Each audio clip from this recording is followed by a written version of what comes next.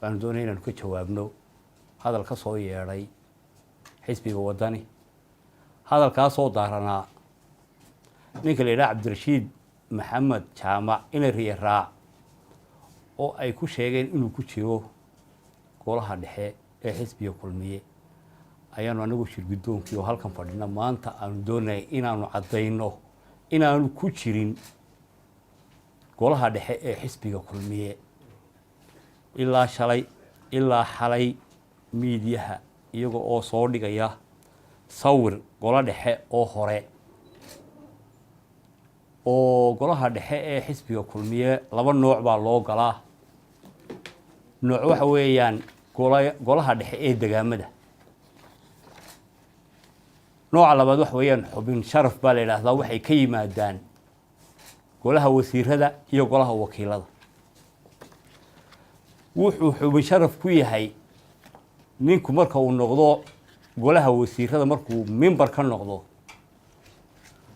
wuxuu noqonayaa automatically wuxuu noqonayaa xubin sharaf golaha dhexe ah marka uu waayo xilka ama golaha dowladda ama golaha wakiilada markuu waayo automatically wuu uga baxayaa marka cabdirashiid riyaraa 2014kii ayuu ku soo galay wasiirnimo wasiir dawle golahan dhexe ee cusub ee dambe ee aanu ku qabanay 2019kii March boorama aanu ku qabanay kumuu jirin nagarmanu mid ahayn waxaan doonayaa inaan caddeeyo waxa idin caddeyn doonta xogeynta idin caddeyn doona lambarka uu kaga jiray bariga iyo lambarka maanta cidda kaga jirta kulmiye golaha dhexe ayaa la idin caddeyn doonaa ma wanaagsana ummadda in lagu rido jahwareer iyo waxaan jirin arrintaa haddaanu nahay shirgudoonka golaha dhexe ee xisbiga kulmiye ka hadhi mayno maxkamad baanu geynaynaa cidda ummadda jahwareerisay ee waxaan jirin iyo beenta xalay oo dhan tiifiyada la taagnaydna way caddayn doontaa waayo dalka dee sharci baynu ku wada joognaa ma aha sidii dadka leeymaanka ee suuqyada jooga inaynu u wada hadlo waa xisbi qaran marka waxaa looga baahay inuu asluubsado waxaana jirin inuu sheego loogama baahna marka imika si arrintaa aan u caddayno waxaan ku wareejin doonaa xogeyntayda Mustafa isaga ayaa idin caddayn doona tii hore ku jiray iyo golaha dhexe imika inaanu ku jirin cid ka saartay iyo meel laga saaray ma jiro automatically buu uga baxay ragga maanta jooga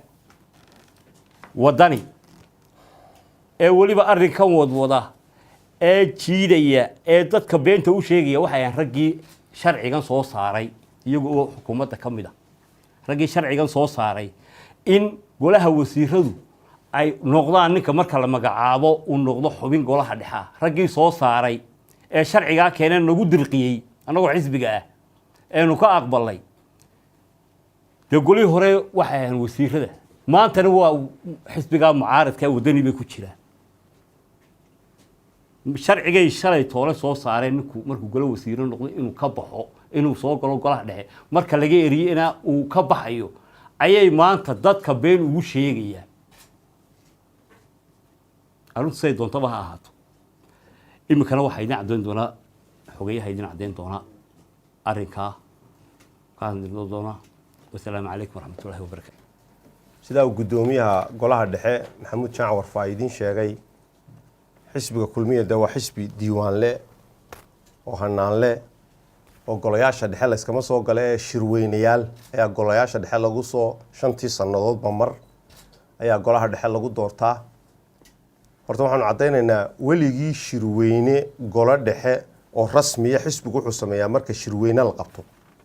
halkaasaa lagu magacaabaa shirweynaha ayaa magacaaba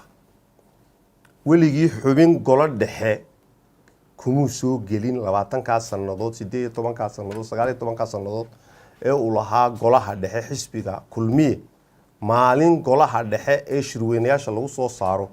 soo gelin cabdirashiid wuxuu ka mid ahaa golihii wasiirada xukuumaddii axmed siilaanyo waxa uu ku soo galay sidaa uu maxamuud cadeeyey gudoomiyuhu maamuus xeerka gadaal lagaga soo diray oo wasiirada xaggooda ka timi oo qoladaa weliba ka yaacday meesha ee xirso hogaamiyo ee xisbiga ka yaacday ee wadani gashay ay codsadeen maamuus ahaan mar hadday yihiin activity-kii dowladda marka shir golo dhexe la qabanayo ninka wasiire waqtiga ahi inuu golaha dhexe ka soo qayb galo oo maamuus ahaan loogu daray in ninku intuu xilka hayo uu golaha dhexe ku jiri karo taas ayuu one of a time kaga soo qayb galay cabdirashiid waxaanu sitay lambarka 367 ayuu sitay waqtigii uu wasiirka ahaa 367 buu sitay buu ka mid ah buwaagtayadii 5 sannadood ka hor ayaa dee sawirka laga qaado oo ay ka soo saareen maanta oo dee ayaguba hadday doonaan hayaan ama kaadh ay meel kale ka keeneen laakiin maanta 5 sannadoodee dambe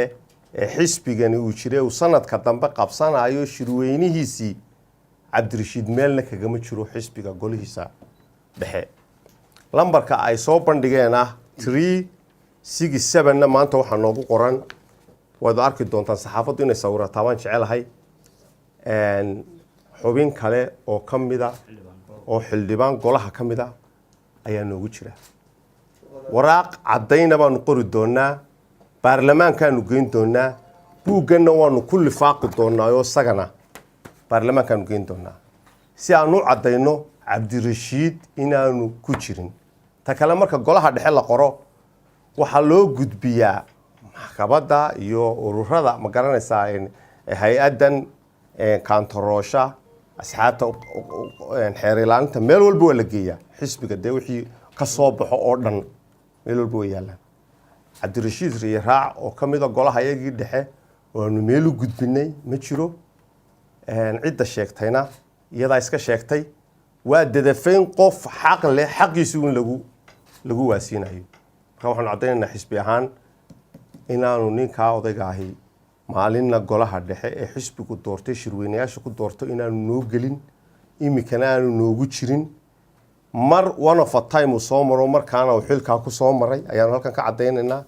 waraaqna waanu qori doonaa buugga iyaga golaha dhexena baarlamaanka ayaanu geyn doonaa iyagoo dhan ay arki doonaan